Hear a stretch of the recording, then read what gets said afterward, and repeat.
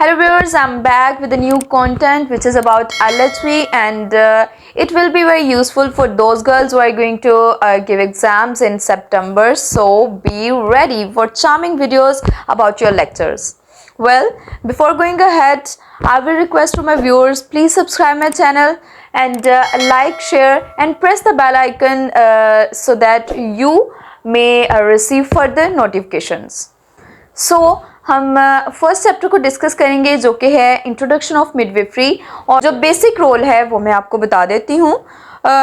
एक pregnant women उसकी antenatal care, intranatal care और पोस्टनेटल केयर करना मिडवाइफरी के रोल में आता है। अब आप सोच रहे होंगे कि एंटीनेटल, इंट्रानेटल और पोस्टनेटल केयर क्या है, तो मैं आपको बता देती हूँ, स्लाइड भी चल रही होगी। तो एंटी मीन बिफोर और नेटल का मतलब है birth, so it means antenatal का मतलब है before birth of the baby. तो ऐसी केयर या ऐसा पीरियड जो कि बेबी की बर्थ से पहले है, जो 9 मंथ्स है मदर के, उसको हम एंटीनेटल पीरियड या एंटीनेटल केयर कहेंगे। Well, now we will discuss about intranatal care. तो इंट्रानेटल केयर या इंट्रानेटल पीरियड वो टाइम है या वो केयर है जो हम ड्यूरिंग द पार्चुरेशन पीरियड देते हैं। पार्चुरेशन मीन लेबर, तो जब औरत को दर्दें लगी होती हैं तो वो पीरियड के दौरान जो भी है उसका first stage, second stage, third stage and fourth stage, तो उस पीरियड को हम इंट्रानेटल पीरियड कहते हैं या इंट्रानेटल केयर। उसमें होने वाली सारी केयर जो हमने उसको देनी है मदर को, उसको मैनेज करना है, उसको हम इंट्रानेटल केयर कहेंगे। अब बात करेंगे पोस्टनेटल केयर की। तो पोस्टनेटल केयर या पोस्टनेटल पीरियड वो टाइम है या वो केयर है जो हम बेबी की बर्थ के बाद, एज यू नो कि पोस्ट का मतलब है आफ्टर, तो after birth of the baby, natal word जो है वो रिलेटेड टू है बर्थ। तो बर्थ के बाद, बर्थ ऑफ द बेबी, उसके बाद की जो केयर है या उसके बाद का जो टाइम है, टाइम स्पेसिफिक करेंगे हम उसको, जो विद इन प्यूपेरियम पीरियड है, मतलब 40 डेज तक का जो टाइम है वो पोस्टनेटल केयर का है। तो मैं आपको बता रही थी कि मिडवाइफरी का बेसिक रोल क्या है। मिडवाइफरी का बेसिक रोल है प्रेग्नेंट वुमन को केयर देना, और वो केयर 3 टाइप्स की है: एंटीनेटल केयर, इंट्रानेटल केयर और पोस्टनेटल केयर। अब मैं आपको बताऊंगी एम्स ऑफ मिडवाइफरी। तो यहाँ पर 2 एम्स हैं मिडवाइफरी के। पहला एम है to maintain the health status of the mother and the foetus, मतलब बच्चे की और माँ की सेहत को बरकरार रखना और उनको कॉम्प्लिकेशन से बचाना, ये पहला एम है किसका, मिडवाइफरी का। और सेकंड जो एम है वो है टू गिव प्राइमरी, सेकेंडरी और टर्शरी केयर टू मदर। अब आप सोच रहे होंगे प्राइमरी, सेकेंडरी और टर्शरी केयर कौन सी है, तो उसकी भी स्लाइड चल रही है व्यूअर्स, वो आप देख सकते हैं। तो यहाँ पर प्राइमरी केयर के बारे में बताया हुआ है। तो प्राइमरी केयर में आप देखें, ये वो केयर है जो मदर को दी जाती है फॉर इलनेस, इंजरी या फिर कोई भी कॉमन सिम्टम्स लाइक वोमिटिंग वगैरह या कॉन्स्टिपेशन, इस तरह की कॉमन प्रॉब्लम्स जो प्रेग्नेंट वुमेन्स को होती हैं 9 मंथ्स में। तो इस तरह की कॉमन प्रॉब्लम्स को सॉर्ट आउट करने के लिए या उनको सॉल्व करने के लिए जो उनके सॉल्यूशंस उनको दिए जाते हैं, तो ये प्राइमरी केयर में आ जाता है। मतलब एक पेशेंट, उसको कॉमन सिम्टम्स अपेयर हो रही हैं, तो वो एक नज़दीकी प्राइमरी केयर प्रोवाइडर से जो है वो रब्ता करेगा। अब बात करते हैं सेकेंडरी केयर की। तो सेकेंडरी केयर में ऐसे पेशेंट्स या ऐसी प्रेग्नेंट मदर्स जो कि डायबिटिक हो सकती हैं, एस्थमेटिक हो सकती हैं, जिनको सांस का प्रॉब्लम हो या जिनको शुगर का प्रॉब्लम हो, तो वो स्पेशलिस्ट डॉक्टर के पास जाएंगी। डेफिनेटली वो उनके साथ जाके डिस्कस करेंगी कि हमें ये इशू है, तो हमें प्रेगनेंसी के दौरान इन चीज़ों को कैसे लेकर चलना है जो हमारे साथ अपेयर होती हैं या जो कॉमन सिम्टम्स अपेयर हो रही हैं। तो उनको स्पेशल डाइट चार्ट्स दिए जाते हैं, उनको बताया जाता है कि आपने क्या करना है, उनको प्रिवेंशंस बताई जाती हैं, उनको एक बैलेंस डाइट का चार्ट बना के दिया जाता है। तो ये है सेकेंडरी केयर, ठीक है। यहाँ पर आप देख रहे हैं to consult with specialist like कोई भी पेशेंट गया है एस्थमेटिक है या डायबिटिक है। अब हम बात करेंगे टर्शरी केयर की। तो टर्शरी केयर क्या होती है?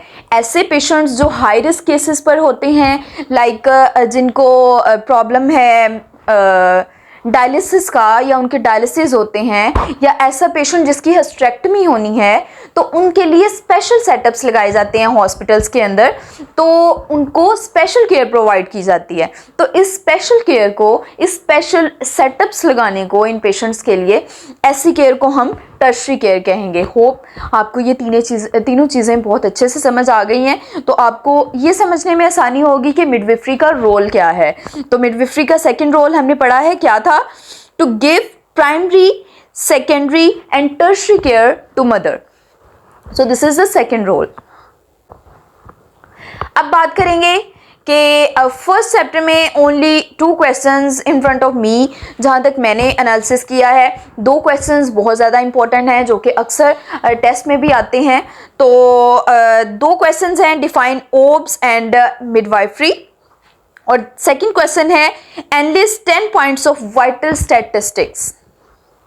तो होपफुली जो स्टूडेंट्स हैं एलएसबी के, ये बेसिक डेफिनेशंस हैं जो कि उनको आती होंगी। तो हमारे कुछ व्यूअर्स ऐसे होंगे जो जानना भी चाह रहे होंगे दैट व्हाट इज़ दिस। तो मैं बताती चलूँ कि ओब्स क्या है। The branch of medicine and surgery concern with child birth and midwifery. तो ये ऐसी ब्रांच है मेडिसिन्स की, ऐसी मेडिसिन्स जो कि एक मदर को बच्चा पैदा होने के बाद तक दी जाती हैं, या कॉम्प्लिकेशंस में उनको मेडिसिन सजेस्ट की जाती हैं। तो इन तमाम मेडिसिन्स की स्टडी को और उन कॉम्प्लिकेशंस को रिजेंबल करके इनको स्टडी करना जो है वो ओब्स कहलाता है। और दूसरी तरफ अगर हम बात करें, अब हम बात करेंगे मिडविफरी की। द प्रोफेशन और practice of assisting women in child birth. तो यहाँ से आपको पता चल रहा होगा कि मिडविफरी क्या है। असल में मिडविफरी एक प्रेग्नेंट वुमन से बच्चा पैदा करवाने की जो उसको हेल्प दी जाती है। नो डाउट ये खुदा की तरफ से जो है एक नेचुरल प्रोसेस है। ये हर वुमेन को खुद ही बेयर आउट करना है, उसको खुद ही पेन्स लेनी है, बट उसको असिस्ट करवाना मिडविफरी कहलाता है। अब हम बात करेंगे सेकंड क्वेश्चन की। तो ये है enlist 10 points of vital statistics, important vital statistics.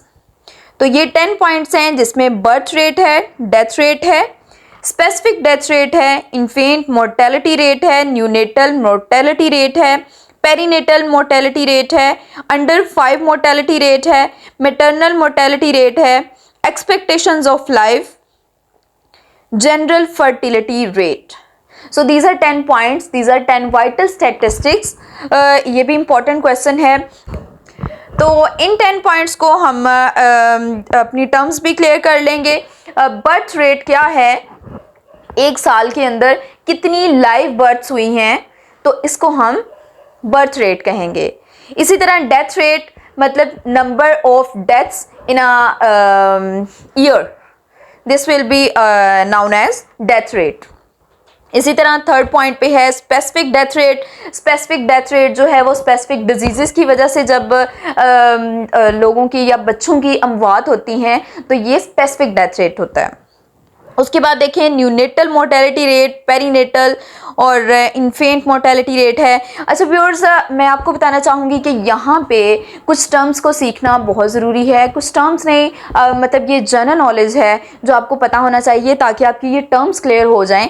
आप यहाँ पर देख रहे हैं इन्फेंट और न्यूनेटल, मतलब मैं आपको बताऊँगी कि एक फीटस या एक बेबी अपनी माँ के वूम में लेकर, वहाँ से लेकर वो टीन एज तक, वो जब जब अपनी एज में आगे बढ़ेगा तो उसके साइंटिफिक जो नेम्स हैं वो चेंज होते जाएंगे। मतलब हम कभी उसको चिल्ड्रन कहकर बुलाएंगे, कभी उसको टीन एज कहकर बुलाएंगे, तो ये एज के हिसाब से हमने उनके नाम रखे हुए हैं। तो यहाँ पर आप देख रहे हैं इन्फेंट रेट लिखा हुआ है। इन्फेंट रेट कौन सा है? ऐसे बच्चे, इन्फेंट हम ऐसे बच्चों को, ऐसे बेबीज़ को कहते हैं जो 1 साल तक का बच्चा होता है। 1 साल तक के बच्चे को हम इन्फेंट कहते हैं। उसके बाद देखिए न्यूनेटल। न्यूनेटल का वर्ड जो है वो ऐसे बेबीज के लिए है जो टिल 40 डेज तक होता है, उसको हम न्यूनेट बोलेंगे, ठीक है। उसके बाद इन्फेंट आ जाता है, 1 साल तक इन्फेंट है। उसके बाद हम उसको टोडलर बोलेंगे। उसके बाद स्कूल गोइंग चिल्ड्रंस। उसके बाद चिल्ड्रन 13 की एज तक हम एक बच्चे को चिल्ड्रन कहेंगे। उसके बाद 14 से लेकर 18 तक का जो बच्चा है वो टीन एज में है, ठीक है, उसको हम टीनेजर बुलाएंगे। और उसके बाद 30 तक जो है वो हम उसको बुलाएंगे एडल्ट। और 30 के बाद जो है वो एल्डर्स में आ जाता है, ठीक है। और 50 से अबव जो है वो ओल्ड एज में आ जाता है। So these term should be clear so that you can understand these well, ठीक है। तो यहाँ पर अब आपको क्लियर हो गया होगा कि इन्फेंट मोर्टेलिटी रेट और न्यूनेटल मोर्टेलिटी रेट में क्या डिफरेंस है।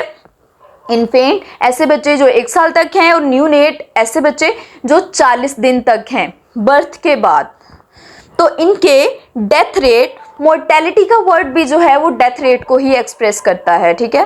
तो ऊपर डेथ रेट अलग से लिखा है, मोर्टेलिटी रेट अलग से लिखा है, तो mortality is same with death. इसी तरह नीचे आएंगे पेरीनेटल मोर्टेलिटी रेट। तो पेरी का जो वर्ड है वो ऑल अराउंड है, मतलब डिसीजन ऑफ कॉन्सेप्शन से लेकर, मतलब जब आप डिसीजन लेते हैं that yes now I want to conceive, I want to have a baby, तो तब से लेकर आपके प्यूपेरियम पीरियड तक 40 दिन तक, जिसको हम 1.25 महीना भी कहते हैं, तो वहाँ तक का जो पीरियड है डिसीजन ऑफ कंसेप्शन से लेकर प्यूपेरियम पीरियड तक जो इंटरवल है, जो पीरियड है, इसको हम पेरीनेटल कहेंगे, ठीक है। तो यहाँ पर लिखा हुआ है पेरीनेटल मोर्टेलिटी रेट। अब आपको पेरीनेटल की टर्म क्लियर हो गई है। आगे मोर्टेलिटी मतलब डेथ रेट, तो ये इसमें सारे आ जाएंगे, इसमें इन्फेंट भी आ जाएंगे सॉरी, इसमें न्यूनेट भी आ जाएगा, इसमें फीटस भी आ जाएगा, इसमें जाइगोट भी आ जाएगा, क्योंकि हम डिसीजन ऑफ कंसेप्शन से लेकर न्यूनेट तक की बात कर रहे हैं, प्यूपेरियम पीरियड तक की बात कर रहे हैं, तो इसमें ये सारे आ जाएंगे। अब हम बात करेंगे अंडर 5 मोर्टेलिटी रेट। तो ऐसे बच्चे जो 5 साल से नीचे होते हैं, इन बच्चों के जो डेथ रेट हैं उसको हम अंडर 5 मोर्टेलिटी रेट कहेंगे। मैटरनल मोर्टेलिटी रेट ऐसी प्रेग्नेंट वुमेन जो कि इस पीरियड के दौरान प्रेगनेंसी के या फिर प्यूपेरियम पीरियड तक जिनकी डेथ हो जाती है, और ऐसी मदर्स को हम, या ऐसी मदर्स के डेथ रेट को हम मैटरनल मोर्टेलिटी रेट कहेंगे। उसके बाद एक्सपेक्टेशंस ऑफ लाइफ है, इसी तरह जनरल फर्टिलिटी रेट है।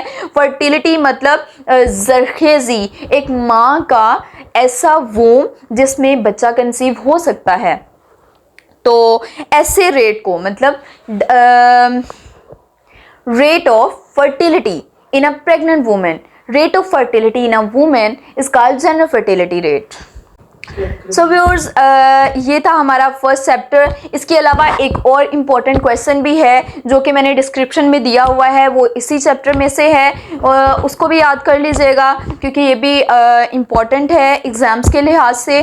तो आई होप आपके लिए ये वीडियो इन्फॉर्मेटिव होगी। अगर आपको ये वीडियो पसंद आई है तो please like and share. Thank you.